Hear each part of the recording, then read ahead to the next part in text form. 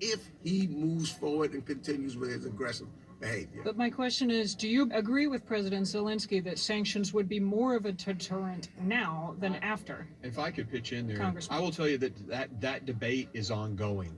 And there are arguments on both sides. But what we are aligned on is Why protect if he Putin? acts with further invasion, the sanctions are coming. They'll be crippling to his economy. Now, your question is, would we be better off putting those in effect now? And again, that debate is going on.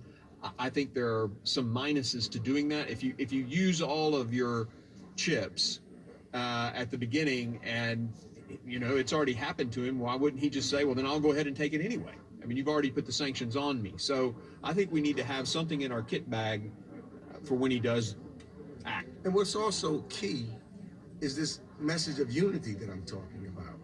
We've got to make sure that NATO and the EU are ready to come strong so that there's no, the way Putin wins. An emphasis on unity over timing in a way. That's correct. Because the way Putin wins, if he can divide us, he would love to divide some of our NATO allies, some of our got the EU Trumpers. allies, and Ukraine. He divided us in America by divide us on this issue. brainwashing the Trumpers. That would be a victory for him.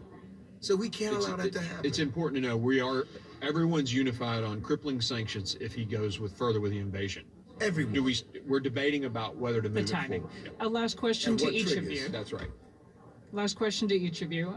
You first, Congressman Green.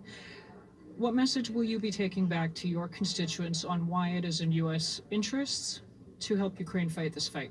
When Vladimir Putin put troops into Belarus, he put troops on the border of a NATO ally.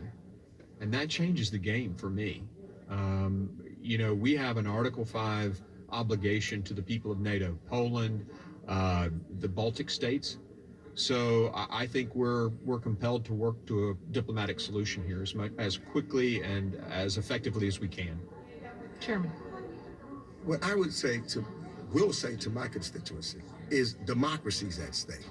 That if we allow Vladimir Putin He attacked our to come democracy into with Trump. a sovereign territory and threaten its democracy or take its democracy, then we are allowing others to do the same, which in turn reverberates on us.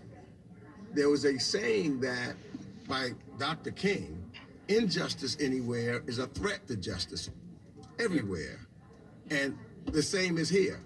If there's a threat to removing democracy anywhere, here, there's a threat to remove it everywhere. We've got to unite with one message to say that's not going to happen.